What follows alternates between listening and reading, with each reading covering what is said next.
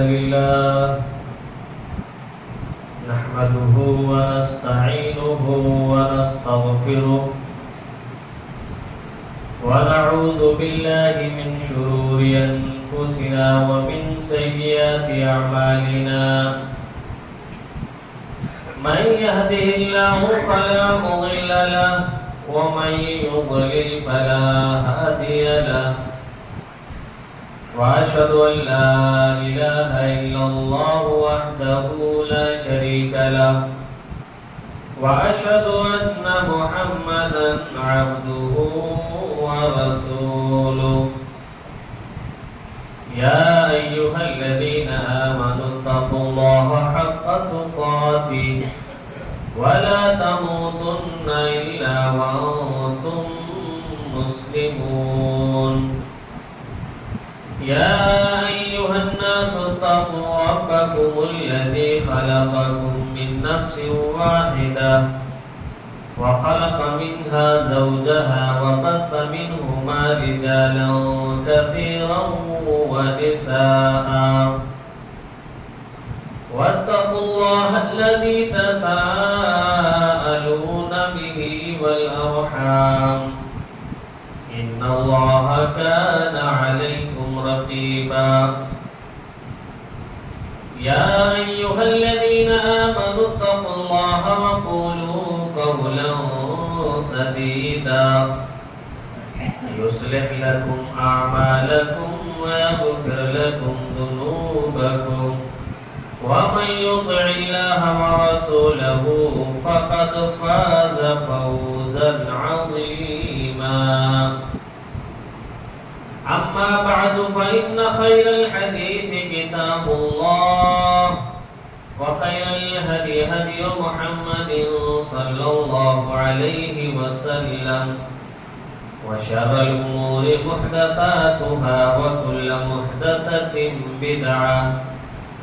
وكل بدعة ضلالة وكل ضلالة في النار أعوذ بالله من الشيطان الرجيم بسم الله الرحمن الرحيم قاف والقرآن المجيد بل عجبوا أن جاءهم منذر منهم فقال الكافرون هذا شيء عجيب أإذا متنا وكنا ترابا ذلك رجع بعيد قد علمنا ما تنقص الأرض منهم وعندنا كتاب حفيظ وقال تعالى في موضع آخر إنما يريد الله ليذهب عنكم الرجس أهل البيت ويطهركم تطهيرا وعن عبد الله بن عمر رضي الله عنه قال قال رسول الله صلى الله عليه وسلم كل سبب ونسب منقطع يوم القيامة إلا سببي ونسبي رواه أحمد سامعین کرام، حاضرین مجلس، بزرگوں، نوجوانوں، پردہ نشین خواتین اسلام، ہر طرح کی حمد و ثنا، بڑائی اور بزرگی اس اللہ رب ذوالجلال کے لیے لائق اور سزاوار ہے جو ساری جہان کا خالق، مالک اور پالنہار ہے۔ بعدہ درود و سلام نازل ہو تمام انبیاء کرام پر، خصوصاً ہم سب کے آخری نبی جناب محمد رسول اللہ صلی اللہ علیہ وسلم پر۔ سامعین کرام، اللہ تعالیٰ نے دنیا کے اندر بہت سارے شعبے، بہت سارے قبیلے، بہت سارے گروہ کو بنایا ہے۔ انہی میں سے ذات، برادری، حسب و نسب بھی آتا ہے۔ اور یہ حسب حسب و نسب، ذات اور برادری، یہ لوگوں کا اپنا بنایا ہوا ایک پہچاننے کے لیے، ایک دوسرے کو جاننے کے لیے ان چیزوں کو بنایا گیا ہے۔ اللہ رب العالمین خود قرآن مجید کے اندر فرماتے ہیں، سورہ حجرات سورہ نمبر 49 آیت نمبر 13 کے اندر، یا ایھا الناس انا خلقناکم من ذکر و انثی وجعلناکم شعوبا وقبائل لتعارفوا، اے لوگو ہم نے تم کو ایک مرد اور ایک عورت سے پیدا کیا، اور ہم نے تم کو مختلف گروہوں میں، مختلف قبیلوں میں ہم نے تم کو بانٹ دیا، لتعارفوا، تاکہ تم ایک دوسرے کو پہچان سکو، ایک دوسرے کو جان سکو۔ ان اکرمکم عند اللہ اتقاکم، اللہ رب العالمین نے اعلان کیا کہ ذات اور برادری میں کوئی اونچا نیچا نہیں ہے، کسی کے حسب و نسب میں کوئی اونچا نیچا نہیں ہے۔ اونچا وہ ہے جس کا مقام اللہ رب العالمین کے نزدیک اونچا ہے، جس کے پاس تقوی اور پرہیزگاری زیادہ ہو۔ اللہ نے فرمایا ان اکرمکم عند اللہ اتقاکم، اللہ رب العالمین کے نزدیک سب سے زیادہ باعزت وہ شخص ہے جس کے اندر اللہ کا ڈر اور خوف زیادہ ہو۔ اس آیت کے اندر اللہ تعالیٰ نے یہ واضح کیا کہ ذات اور برادری یا گروہ اور قبیلے جو معاشرے کے اندر بنے ہوئے ہوتے ہیں، یہ ایک دوسرے کو پہچاننے کے لیے، کوئی چھوٹا کوئی بڑا کوئی نیچا کوئی اونچا نہیں ہوتا، یہ سارے قبیلے سارے ذات برادری ایک دوسرے کو پہچاننے کے لیے بنایا گیا ہے۔ لیکن ایک گروہ، ایک اہل بیت، ایک حسب و نسب ایسا ہے جس کا مقام سب سے اونچا ہے، جس کو ہم اہل بیت کہتے ہیں۔ اہل بیت کا مطلب ہوتا ہے گھر والے، یعنی نبی کریم صلی اللہ علیہ وسلم کے خاندان والے، اللہ کے رسول صلی اللہ علیہ وسلم کے گھر والوں کا، جس نے نبی کریم صلی اللہ علیہ وسلم کے اوپر ایمان لائے، آپ کے اوپر ایمان لاتے ہوئے اس دنیا سے رخصت ہوئے۔ اللہ نے کہا کہ ایسے لوگوں کا مقام، ایسے لوگوں کا مرتبہ تمام خاندان، تمام حسب و نسب سے اونچا ہے۔ یہ اللہ نے نبی کریم صلی اللہ علیہ وسلم کو اور آپ کے خاندان والوں کو، آپ کے اہل بیت کو یہ ایک فضیلت اور خصوصیت عطا کی کہ اللہ تعالیٰ نے دنیا کے اندر سارے کے سارے قبیلے والوں کو یکساں قرار دیا، لیکن نبی کریم صلی اللہ علیہ وسلم کے گھرانے والوں کو، آپ کے اہل بیت کو اللہ نے یہ اونچا مقام دیا جو آپ کے اوپر ایمان لائے، آپ کے اوپر ایمان لاتے ہوئے اس دنیا سے رخصت ہوئے، ان کا مقام اللہ نے بلند کیا ہے، جن کو اہل بیت کہا جاتا ہے، نبی کریم صلی اللہ علیہ وسلم کے گھر والے۔ اہل بیت کون لوگ ہیں؟ دراصل شیعہ حضرات جب یزید اور حضرت امیر معاویہ رضی اللہ تعالی عنہما کا دفاع کیا جاتا ہے اور لوگوں سے یہ کہا جاتا ہے کہ بھئی ان کو گالی مت دو، ان کو برا بھلا مت کہو، ان کے عزت کی حفاظت کی جاتی ہے، تو یہ تو کہتے ہیں کہ بھئی یہ لوگ تو اہل بیت کے منکر ہیں، اللہ کے رسول صلی اللہ علیہ وسلم کے خاندان والوں کی تذلیل کرتے ہیں، اللہ کے رسول صلی اللہ علیہ وسلم کے گھر والوں کو مانتے نہیں۔ دراصل ہم حضرت یزید یا حضرت امیر معاویہ رضی اللہ تعالی عنہما کی عزت کا دفاع اس لیے کرتے ہیں کہ شریعت حکم دیتی ہے کہ اگر تمہارے کسی بھی بھائی کے اوپر کسی کی عزت کو تار تار کیا جائے، ان کے عزت کو نیلام کیا جائے، تو تمہارا یہ فریضہ ہے کہ ان کا دفاع کرو۔ ہم یہ بات مانتے ہیں، ہم یہ بات تسلیم کرتے ہیں کہ اہل بیت سے محبت یہ ہمارے ایمان کا حصہ ہے، ہر مسلمان کے ایمان کا حصہ ہے۔ نبی کریم صلی اللہ علیہ وسلم کے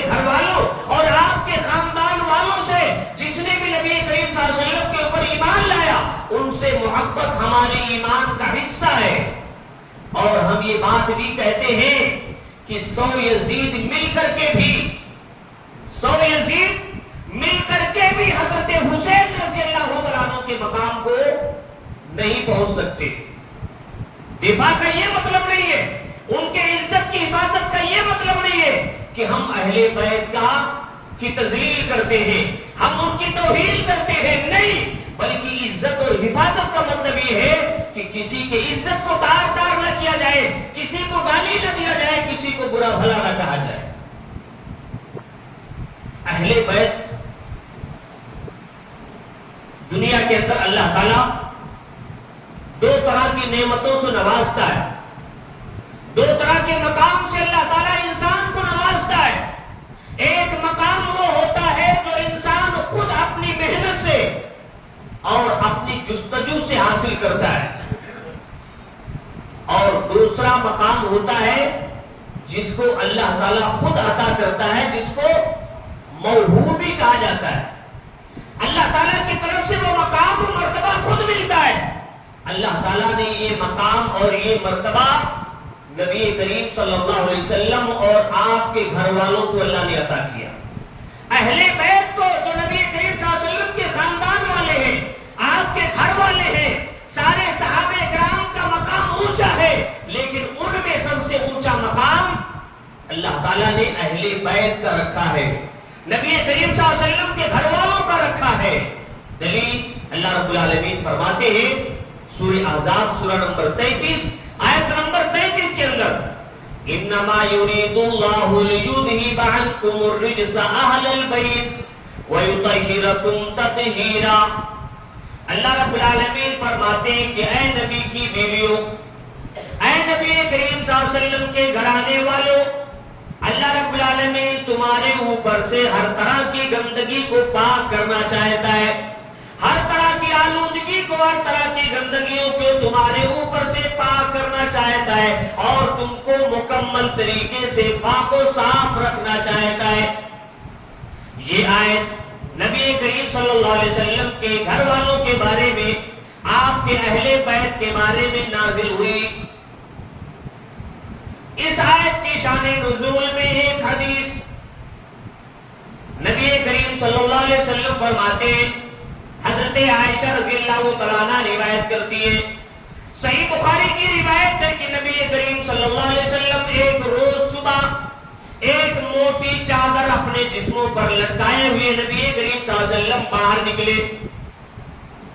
جب نبی کریم صلی اللہ علیہ وسلم گھر کے باہر نکلے, حضرت حسن رضی اللہ تعالیٰ عنہ آئے.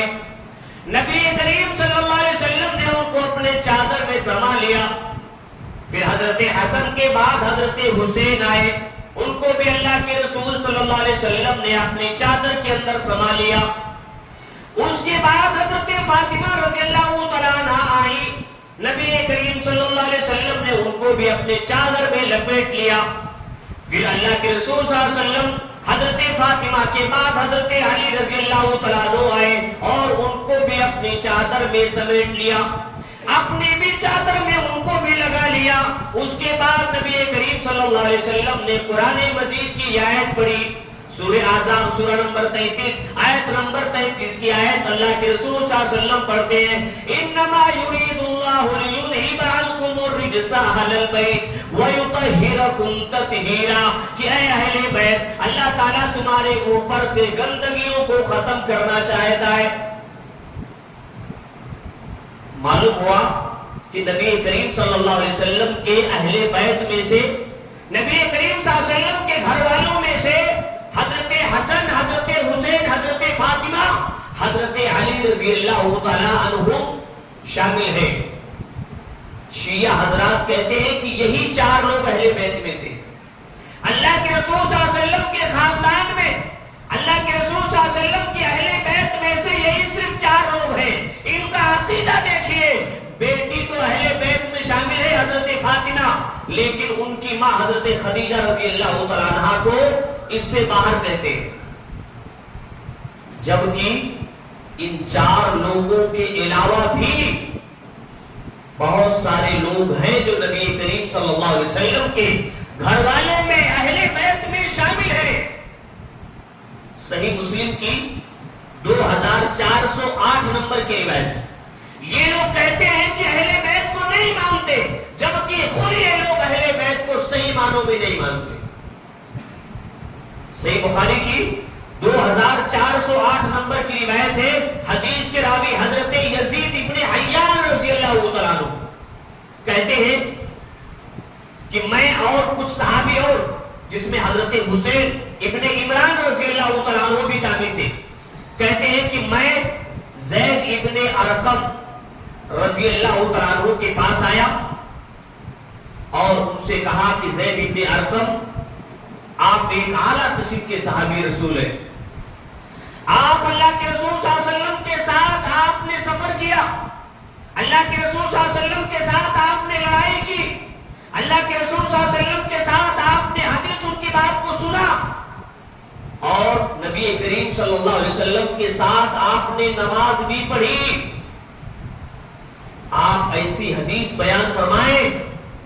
جو آپ کو مکمل طریقے سے یاد ہو. کوئی حدیث آپ ہم کو بیان کرنا چاہیں جو آپ کو سب سے زیادہ محبوب ہو، یاد ہو. زید ابن ارقم رضی اللہ تعالیٰ عنہ فرماتے ہیں کہ ایک مرتبہ اللہ کے رسول صلی اللہ علیہ وسلم مکہ اور مدینہ کے درمیان مقام جحفہ کی طرف نکلے،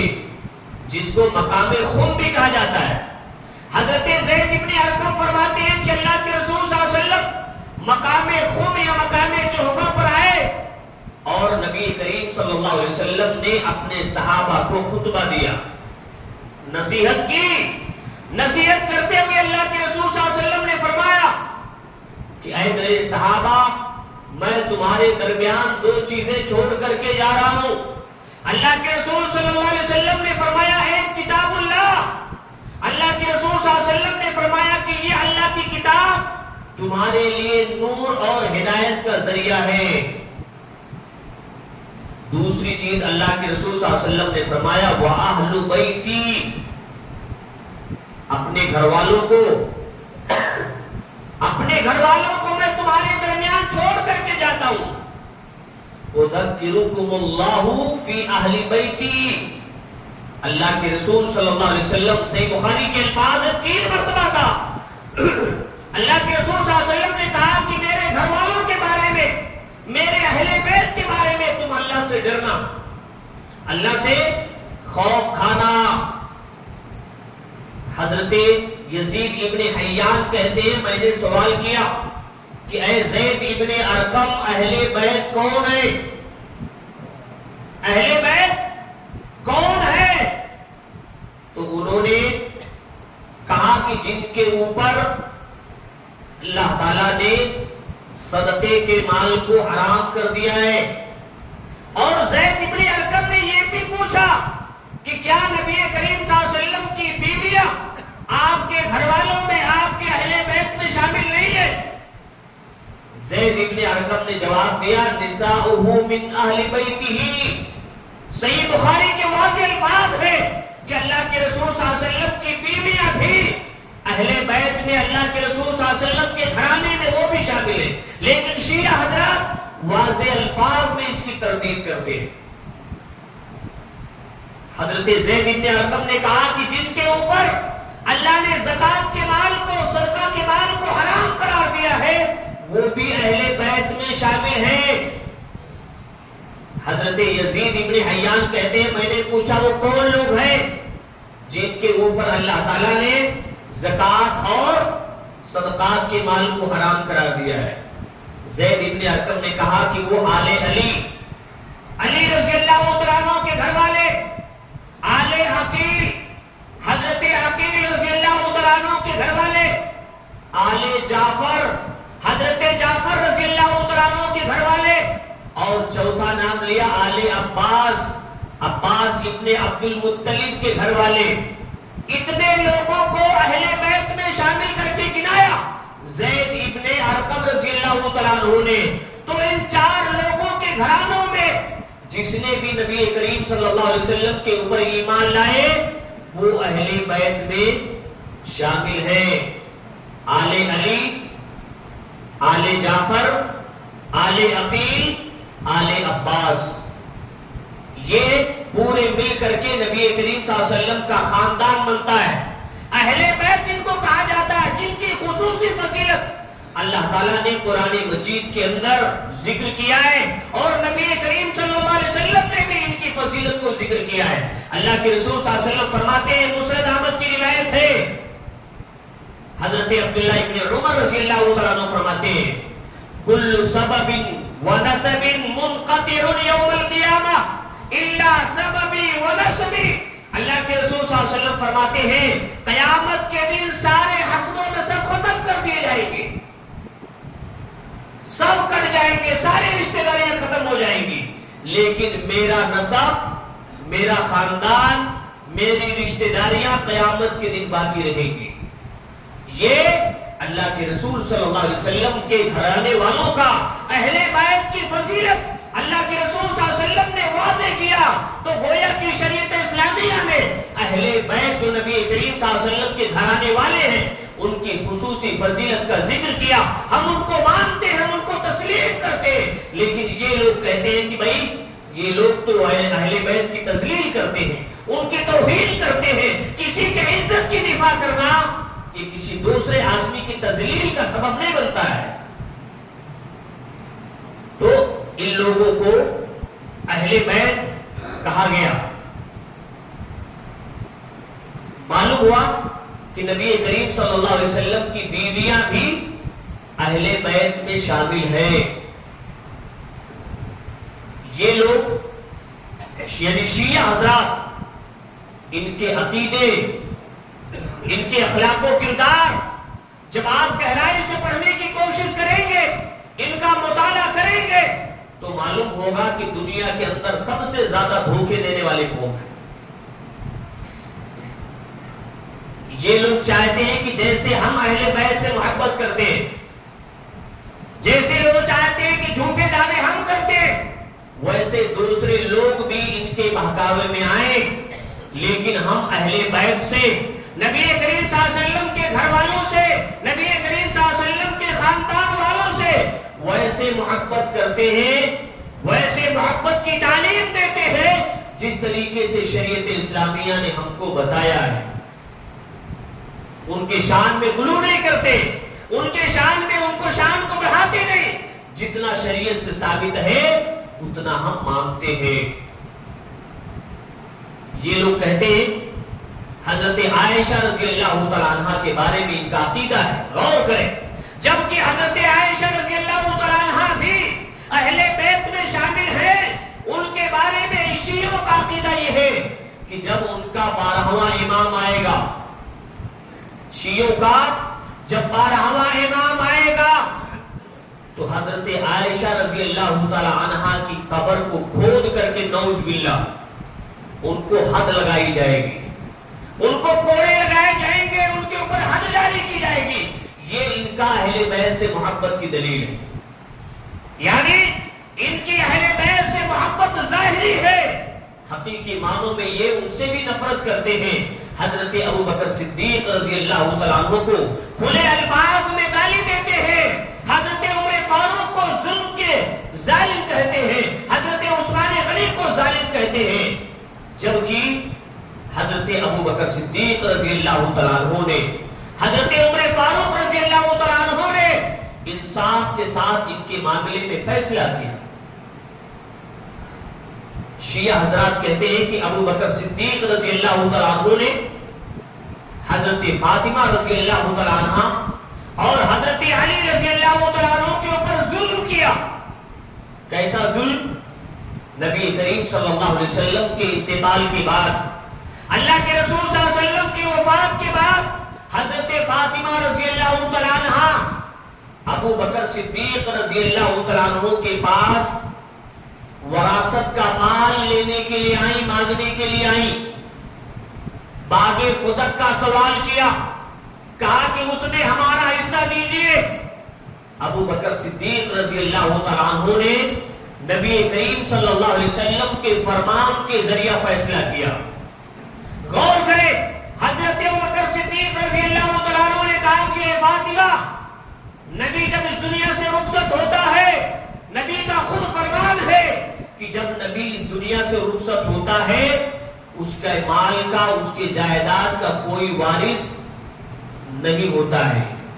اس کے مال اور اس کے جائیداد کا کوئی وارث نہیں ہوتا ہے، اس کا مال اور جائیداد اسلام کے راستے میں لگا دیا جاتا ہے۔ لہذا تم نبی کریم صلی اللہ علیہ وسلم کے مال کی باغ خدق کی وارث نہیں بن سکتی ہو۔ ہاں، جب تک اہل بیت زندہ رہیں گے، جب تک نبی کریم صلی اللہ علیہ وسلم کے گھر والے زندہ رہیں گے، اس سے فائدہ وہ لیتے رہیں گے۔ یہ ابو بکر صدیق رضی اللہ تعالیٰ عنہ کا فیصلہ